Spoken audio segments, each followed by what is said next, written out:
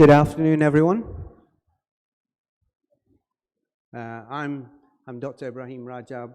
I'm the Year 2 lead, so I have the pleasure of knowing all of these fine young budding doctors here. So just a light introduction before the faculty come in. I'd kindly ask the students and guests please to take your seats and to switch off your mobile phones while the ceremony is taking place. Please remain seated for the duration of the ceremony. Please don't leave your seats to take photos. We have professional photographers who will be covering the ceremony. Okay, and for now, I'd please ask that you stand for the faculty procession.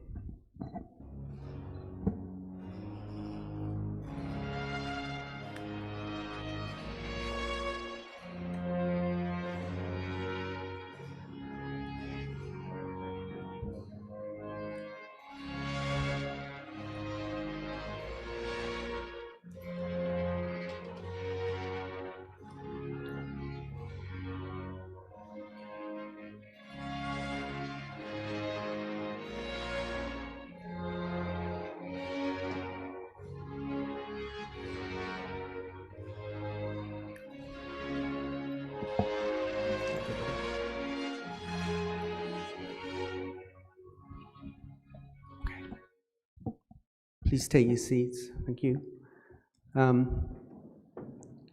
You're all very welcome this evening for this white coat ceremony. I appreciate some of you have traveled from across the world to join your sons and daughters for this special moment in their journey towards becoming qualified doctors. It's with great pleasure that I invite Professor Naji Alamuddin, Associate Professor in Medicine and the Deputy Head of School of Medicine, to deliver the School of Medicine address.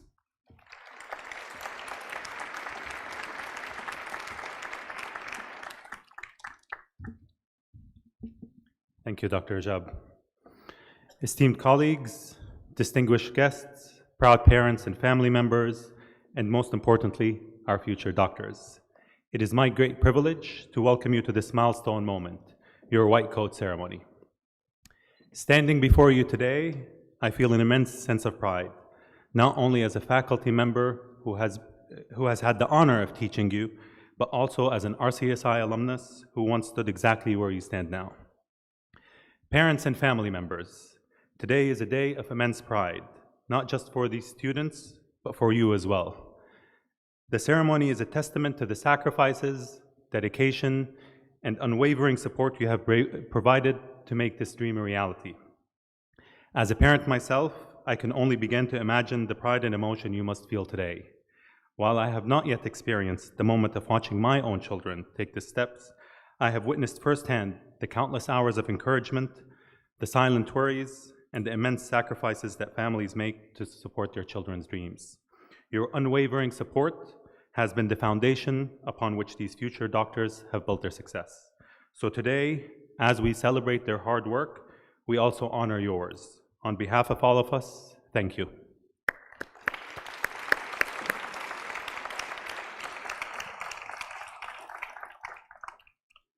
Medical students, today you move from the world of textbooks and lectures into the reality of patients and practice.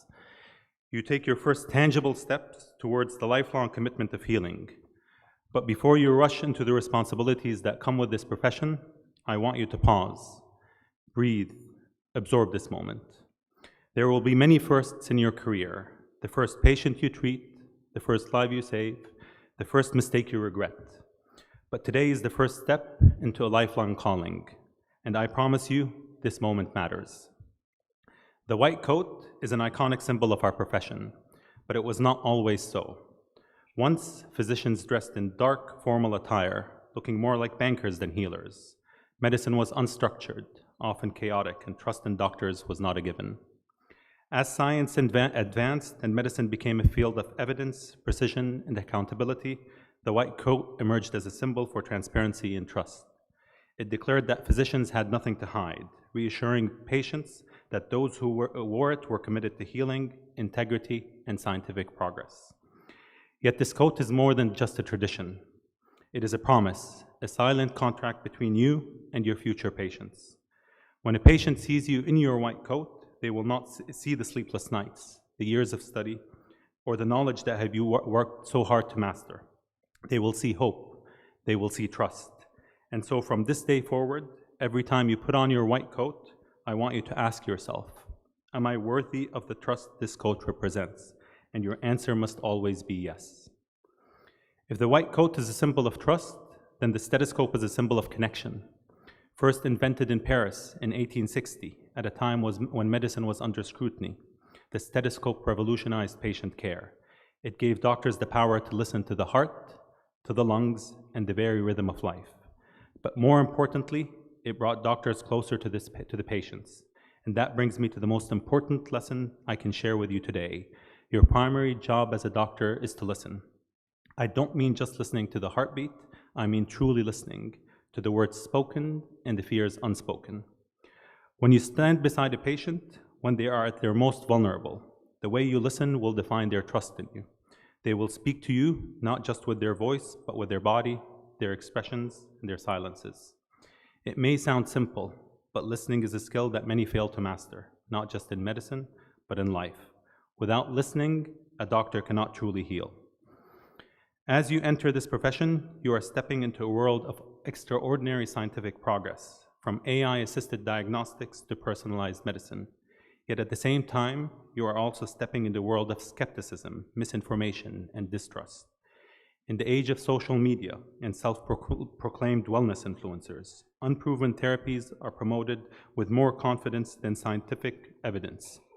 Patients, misled by misinformation, may delay or reject life-saving treatments. Distrust in healthcare institutions is not just an abstract concern.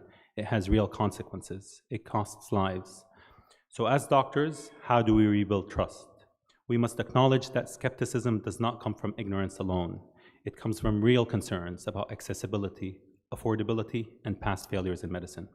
And the solution is not to dismiss these concerns, but to engage with them. Building trust in medicine is not about citing research papers or justifying treatments. It starts with communication. Listen to your patients. Acknowledge their fears instead of dismissing them. Be honest about what we know and what we don't. Patients value transparency more than false certainty. Educate with empathy, not arrogance. The way to explain science determines whether people accept it. Trust is fragile. It takes years to build, moments to break, and a lifetime to repair. But each of you, through your interactions with patients, will play a role in restoring it. Over the next few years, you will learn how to diagnose, how to treat, how to heal.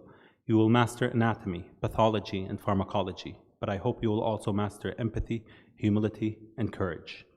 This journey will not be easy. You will miss birthdays, holidays, and sleep. Some days you will question why you chose this path. When that happens, come back to this moment. Remember why you started, and above all, remember this. At the heart of medicine is not science, nor technology, nor titles. At the heart of medicine is the patient. To the RCSI class of 2028, today you take your first step into the calling of a lifetime. Congratulations.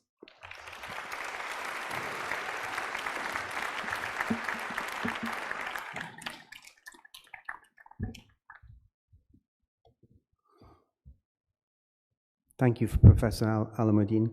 I'm now delighted to call upon Lana Al-Jabri, the Medical Academic Officer for the Student Council, to the podium to deliver the Senior Student Address. You're welcome.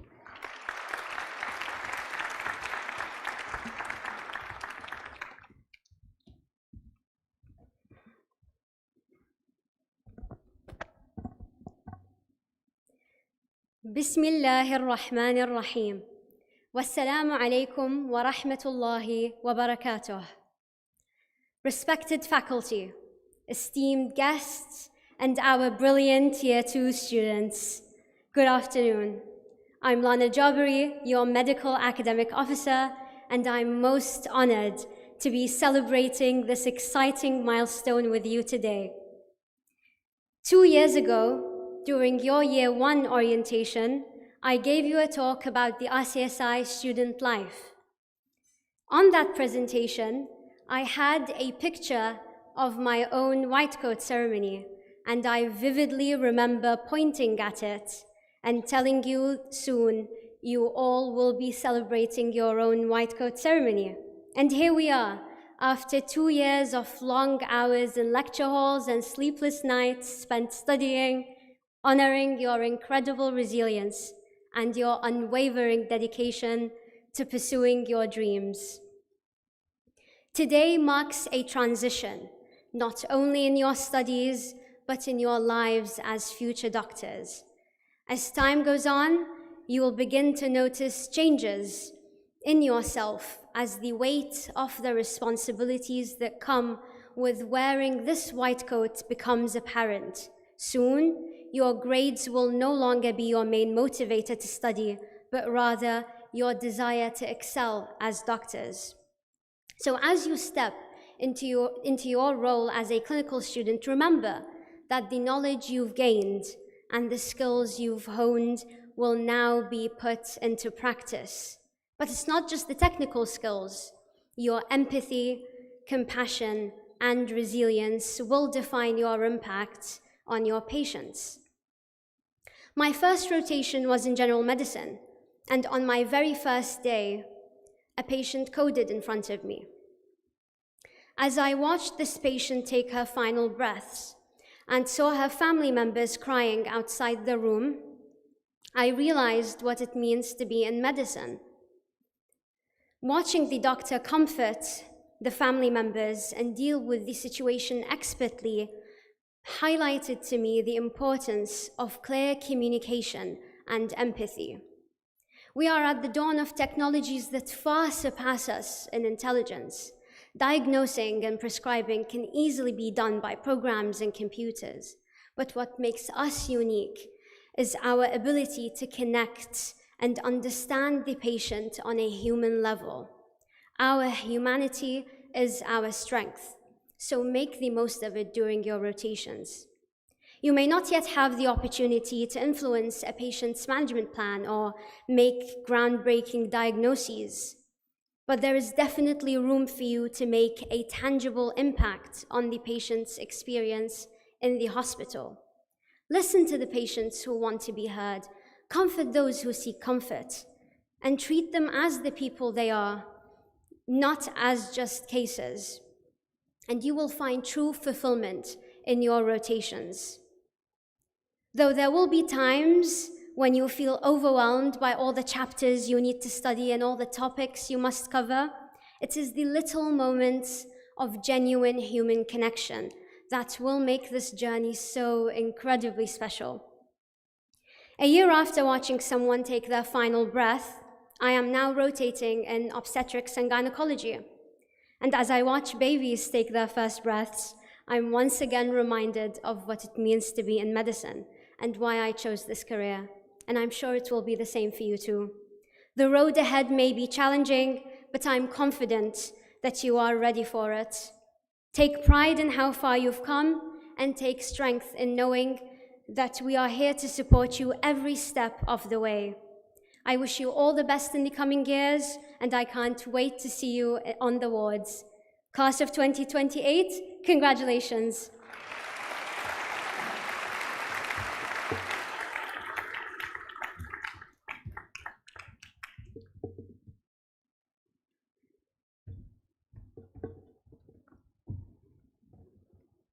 Guests, please remain seated during the recitation of the oath.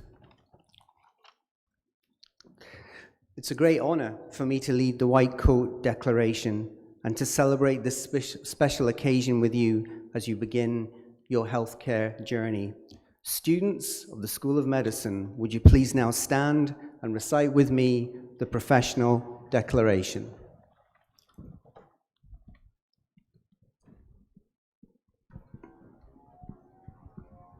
Are we good? Okay, let's go. In the presence of this gathering, I state your name.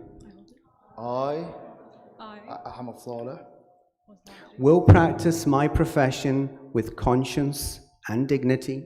will practice my profession with conscience and dignity. The health of my patient will be my first concern. The health of my patient will be my first concern. I will maintain the utmost respect for human life. I'll maintain the utmost respect for human life. I will respect the confidential information that is entrusted to me even after the patient has died. I'll respect the confidential information that is entrusted in me even after the patient has died. I will not permit considerations of age, disease or disability, creed, ethnic origin, gender, nationality, political affiliation, race, sexual orientation, social standing, or any other factor to intervene between my duty and my patient.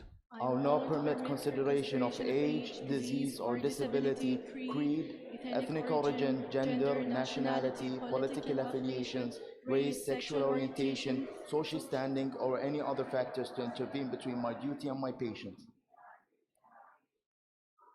I will abide by the code of conduct of my profession, and I will promote high standards of practice, lifelong education, and research in the interest of human health. I will abide by the code of conduct of my profession, and I will promote high standards of practice, lifelong education, and research in the interest of human health. I make these promises solemnly, freely, and upon my honor. I make these promises solemnly, freely, and upon my honor. Congratulations. Please take your seats.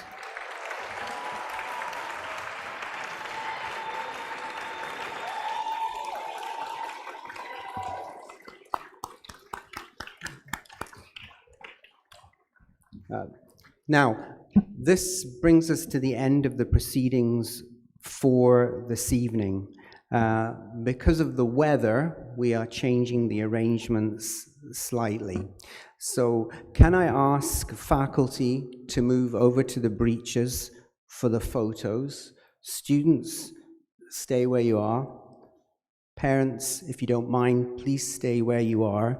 What we're going to do is we'll arrange for a photograph at the fountain of the main building as a group with staff present on a day when it's drier, okay, and we'll let you know. But please, faculty, if you don't mind, please take your places in front of the students.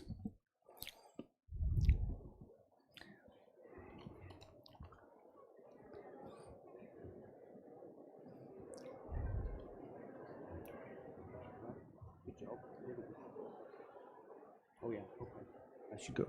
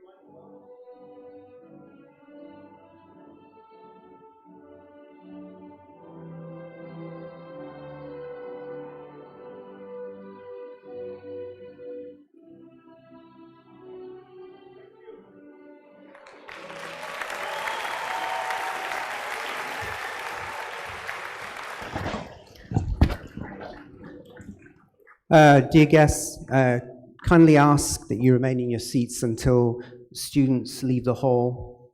Once the students have departed, we'd like you all to join us in the atrium in the main building for a small reception and further photos. Thank you.